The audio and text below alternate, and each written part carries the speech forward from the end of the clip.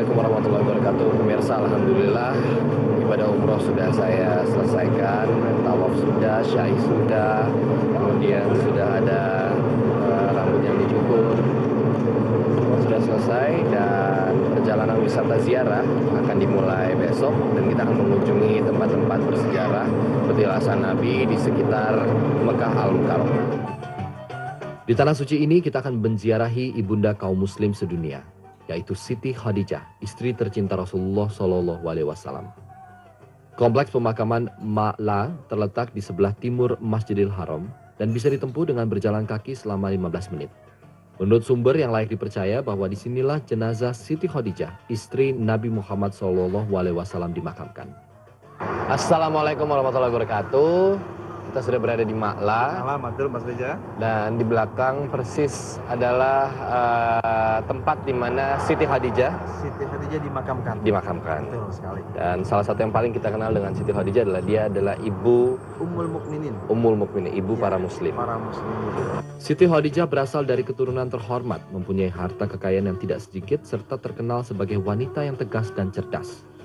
Namun sampai saat ini, keberadaan makam Siti Khadijah tidak ada yang mengetahui letak secara pasti.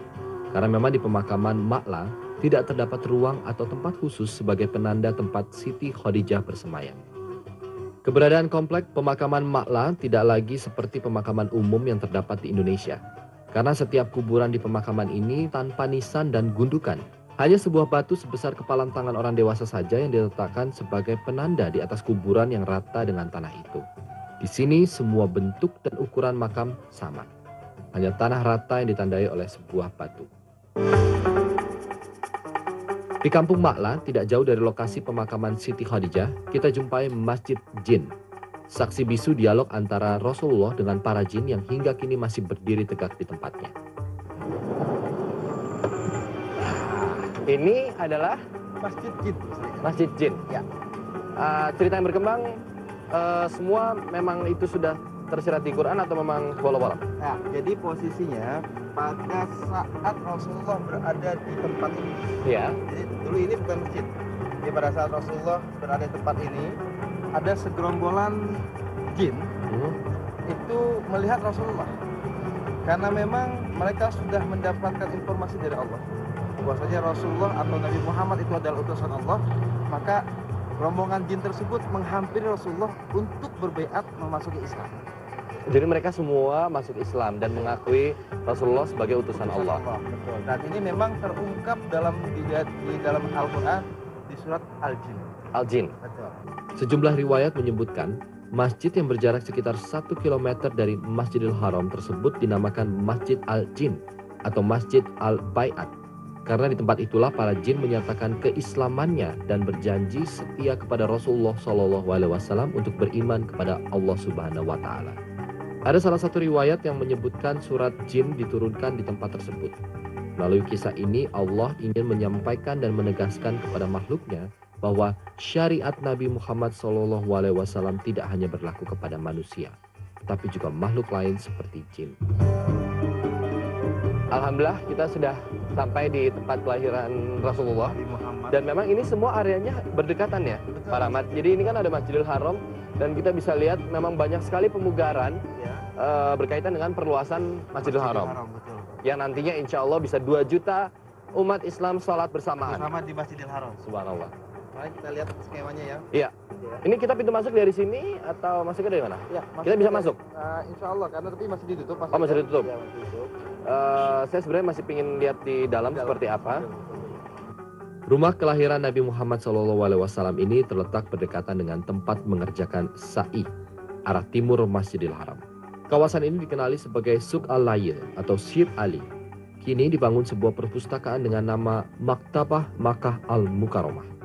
Sudah sangat bersemangat untuk melihat di dalam perpustakaan dan melihat jejak petilasan, tapi tiba-tiba kita ditegur oleh askar karena memang dilarang mengambil gambar di dalam ruangan. Namun kita bisa menggambarkan ruangan yang ada di dalam berupa ruang luas dengan permadani karpet yang di sisi-sisinya dipenuhi rak buku.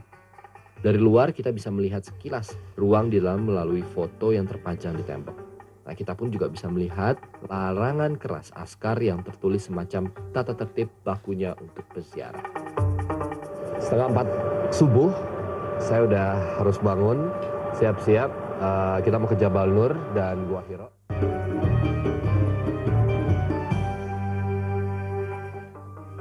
Kawasan Jabal Nur ini letaknya 6 km arah utara Masjidil Haram. Sebelum mendaki, di kaki bukit kita berhenti sebentar menunaikan sholat subuh. Sholat subuh sudah selesai, sudah bersama Pak Rahmat, kita siap naik ke atas. Ya.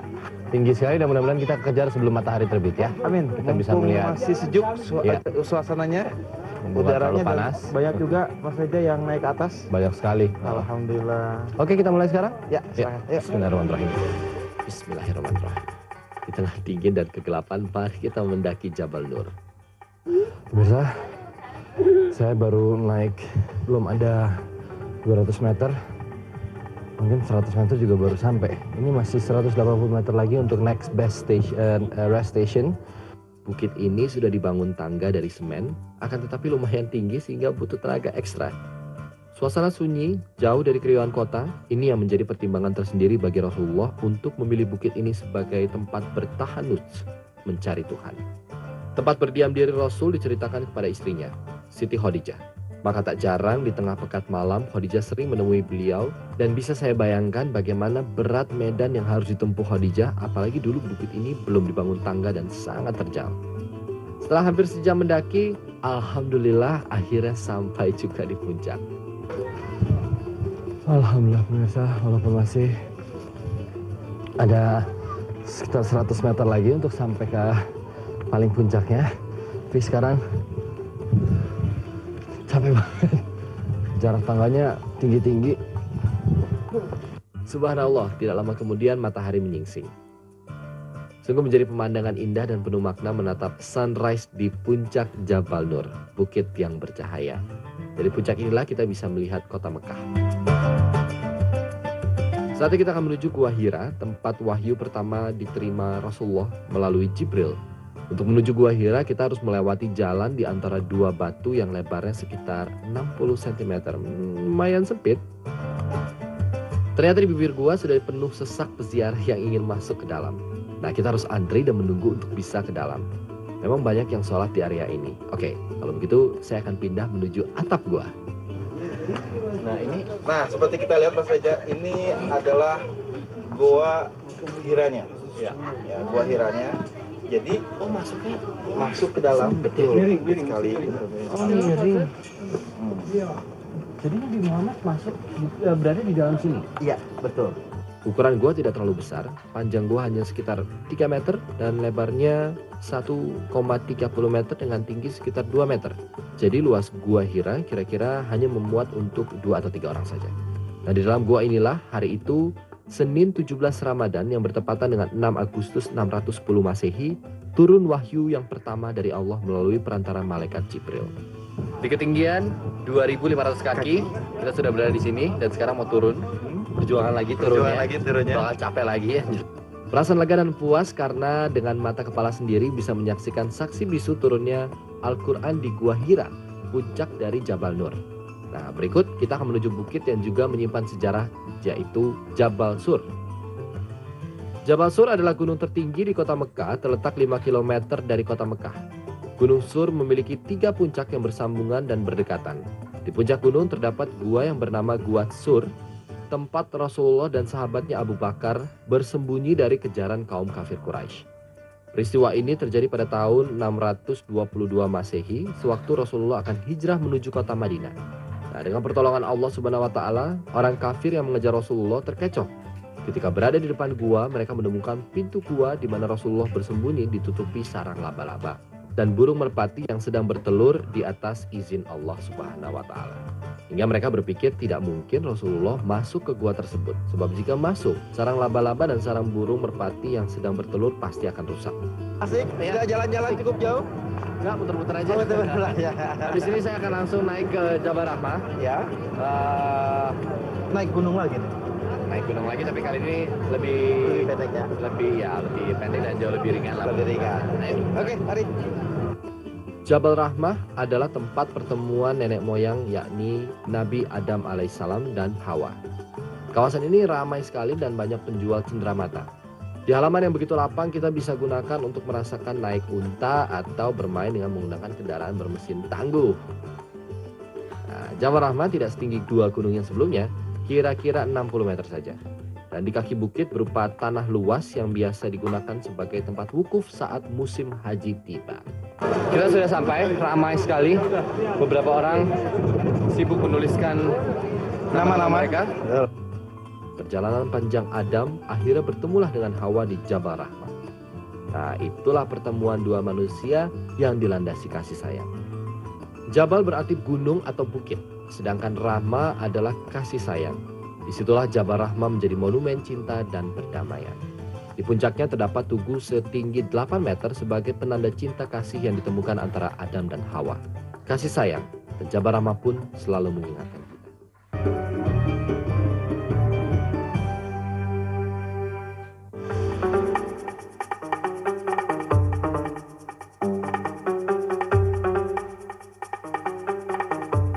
Puing-puing ini adalah bekas Masjid Bai'ah Ar-Ridwan. Dibangun saat Nabi menetap di perkampungan Hudaibiyah, masjid tersebut sudah tinggal puing, hanya menyisakan pondasi.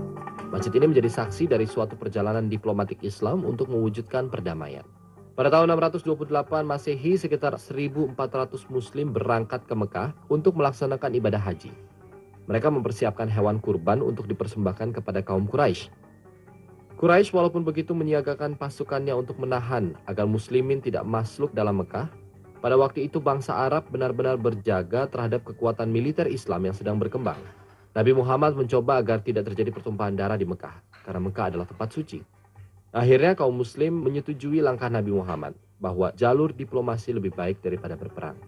Maka kemudian disepakatilah perjanjian Hudaibiyah yang isinya, dengan nama Tuhan, ini perjanjian antara Muhammad SAW dan Suhail bin Amru, perwakilan Quraisy. Tidak ada peperangan dalam jangka waktu 10 tahun.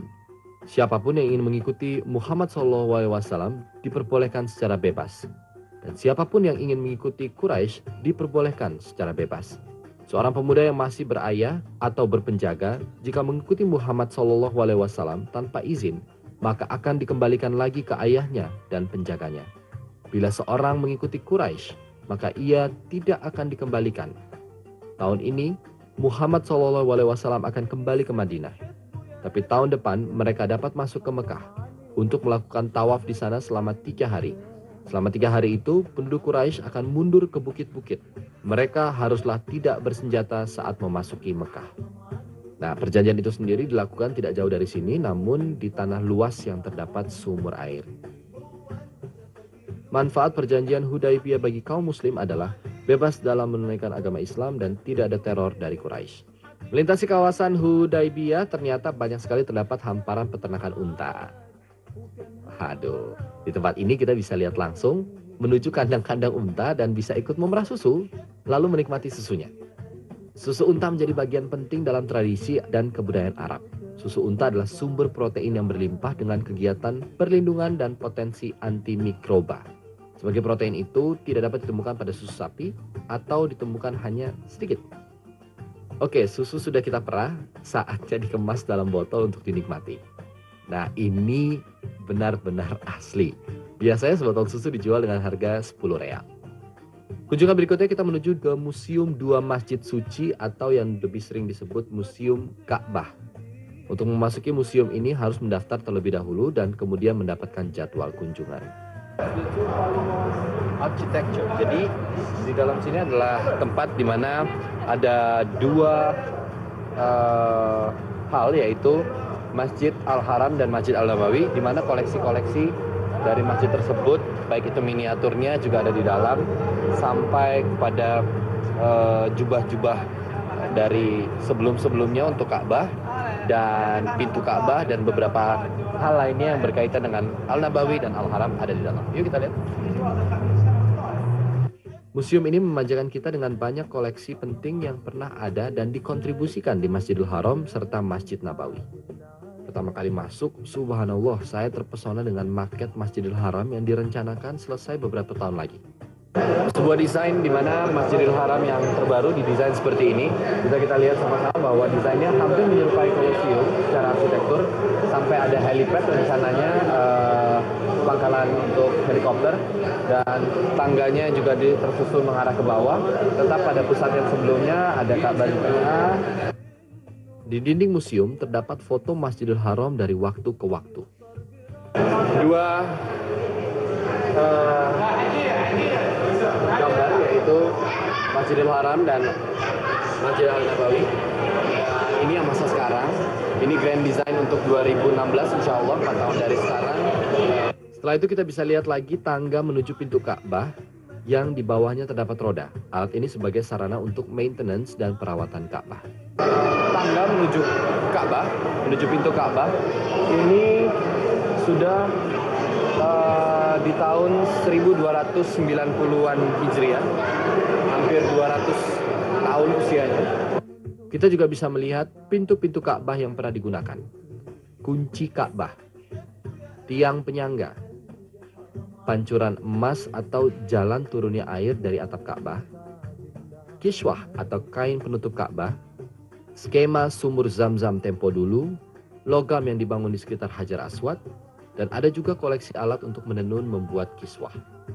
Masih banyak lagi koleksinya, dan kita bisa lihat pahatan tulisan Arab di beberapa batu. Bisa kita lihat juga manuskrip Al-Quran bertuliskan tangan dari zaman ke zaman. Tiang penyangga Ka'bah, lantai atau ubin pertama Ka'bah, dan masih banyak lagi koleksi lainnya. Pemirsa, beberapa hari meninggalkan tanah air dan bertemu dengan menu baru membuat lidah kangen cita rasa negeri sendiri. Nah, tapi jangan khawatir, biar di negeri orang, selera Nusantara ternyata tetap ada di sini. Tepat di pusat pembelanjaan oleh-oleh di Jeddah, khususnya penggemar bakso, kita bisa mengobati lidah kita di Raja Bakso Mang Udin. Raja Bakso Mang Udin sudah dikenal sejak dulu, ibaratnya menjadi legenda dan begitu akrab di kalangan jemaah. Beginilah suasana dan hidangan bakso Mang Udin yang mantap untuk disantap. Maaf Ibu ya, minal aidin wal faizin. Maafkan dosa Mang Udin. Itu nggak digratisin, maafkan ya. Untuk rahmatan lil alamin, khusus majanan gratis. Siang ini saya makan bakso gratis karena dijamu sama ownernya langsung. Keramahan Mang Udin dengan segudang canda membuat santap bakso kian nikmat. Masih juga di pusat kota Jeddah, kita bisa temukan rumah makan Betawi. Nah, rumah makan berselera tinggi ini menawarkan banyak sekali menu pilihan dalam negeri. Restoran Betawi, tapi adanya di Jeddah. Biar jauh dari tanah air, tapi masih tetap bisa memanjakan lidah dengan menu favorit Nusantara. Jujur, bumbu dan sambalnya megang banget, bikin tambah kangen Jakarta. Alhamdulillah menjelang senja menikmati sunset di Red Sea atau Laut Merah di kota Jeddah. Air laut ternyata tidaklah semerah namanya. Disebut begitu karena memang terdapat ganggang merah di dalam air laut ini. Dinamakan Laut Merah karena memang di laut ini Firaun memberi perintah agar bayi-bayi di masanya dibuang ke laut untuk mencegah kejatuhan kekuasaan dirinya. Sebelum akhirnya Nabi Musa alaihissalam diselamatkan Allah Subhanahu wa Ta'ala. Di laut ini pula pernah terbelah dan Nabi Musa alaihissalam bersama umatnya bisa menyeberang. Sementara Firaun bersama bala tentaranya binasa ditelan gelombang. Dengan garis pantai sepanjang 80 km, tidak berlebihan jika Jeddah disebut pula The Bride from the Red Sea atau pengantin Laut Merah. Dari tepi Laut Merah kita juga bisa menatap keagungan Masjid Terapung. Bila air sedang pasang, masjid ini tampak seperti terapung di Laut Merah. Menggabungkan arsitektur modern dan seni bangunan Islam kuno, Masjid Terapung Jeddah memiliki ruang sholat yang luas dengan dekorasi yang sangat indah. Dilengkapi peralatan berteknologi terbaru terutama dalam hal sound system. Pemirsa, saatnya pulang. Mobil ini melaju membawa kami ke bandara untuk bertolak menuju tanah air. Tapi sebelum sampai bandara, saya akan mampir sejenak untuk melihat pesona air mancur tertinggi di dunia. Inilah air mancur Raja Fat di Jeddah. Dibangun tahun 1980 dan masuk daftar sebagai air mancur tertinggi di dunia. Tinggi pancaran airnya mencapai 312 meter. Menggunakan 3 pompa raksasa yang dapat menembakkan 625 liter air per detik pada kecepatan yang luar biasa yaitu 375 km per jam. Bila berpergian ke Jeddah, jangan lupa mengunjungi air mancur ini. Luar biasa, sehingga dapat dilihat dari jarak jauh. Air mancur ini merupakan sumbangan Raja Fat bin Abdul Aziz untuk masyarakat Jeddah. Semua perjalanan di wisata ziarah sudah berakhir. sudah beberapa kota kita kunjungi, ada Yordania, ada Istanbul, Salihurfa, Mekah, dan Madinah. Semuanya itu punya makna kaya akan nilai kehidupan, dan kita belajar dari mereka-mereka yang sudah mendahului kita, dan tentunya semua itu mempunyai nilai yang sangat tinggi dalam kehidupan kita masing-masing untuk kita resapi bersama-sama. Dan semua perjalanan yang nyaman dan indah ini bersama travel Haji Plus dan Umroh Rahmatan lil Alamin. Assalamualaikum warahmatullahi wabarakatuh.